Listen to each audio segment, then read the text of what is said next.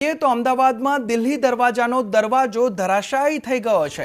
દિલ્હી દરવાજાનો જૂનો દરવાજો જે હતો તે ધરાશાયી થવાની ઘટના સામે આવી રહી છે। ત્યારે એએમસી દ્વારા બેરિકેડિંગ કરવામાં આવ્યું છે અને દુર્ઘટનામાં સદનસીબે કોઈ જાનહાનિના પણ સમાચાર નથી। ત્યારે દિલ્હી દરવાજા જે વિસ્તાર છે, અમદાવાદનો પ્રખ્યાત વિસ્તાર જે દિલ્હી દરવાજાથી જ ઓળખાય છે, તેનો જૂનો દરવાજો જે છે તે ધરાશાયી થવાની ઘટના સામે આવી રહી છે। જૂનો દરવાજો છે તે ધરાશાયી થઈ ગયો છે, તેના દ્રશ્યો પણ સામે આવ્યા છે। ત્યારે આ દુર્ઘટના જે સર્જાઈ તેમાં સદનસીબે કોઈ જાનહાનિ નથી થઈ। ત્યારે હેરિટેજ ધરોહરની માવજતમાં મહાનગરપાલિકાની ઘોર બેદરકારી અહીં સામે આવી રહી છે કે તેની કોઈ માવજત રાખવામાં નથી આવી ને તેના કારણે આ દરવાજો અત્યારે ધરાશાયી થઈ ગયો છે।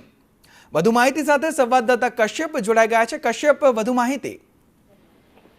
દિલ્હી દરવાજા છે ત્યાં જે આ હેરિટેજ દરવાજો આવેલો છે તેની અંદર લાકડાનો એક જૂનો દરવાજો આવેલો હતો ને તે દરવાજો જે છે તે અચાનક ધરાશાયી થયો હતો। સદનસીબે કોઈ જાનહાનિ થઈ નથી, પરંતુ અમદાવાદ મ્યુનિસિપલ કોર્પોરેશનની ઘોર બેદરકારી છે તે સામે આવી છે। કારણ કે અમદાવાદ જે છે તે હેરિટેજ સિટી છે અને હેરિટેજ સાઇટો જે છે તેને સાચવવામાં કોર્પોરેશન ક્યાંક ઊંઘ ઉતર્યું છે, તેના કારણે આ હોનારત જે છે તે થઈ છે।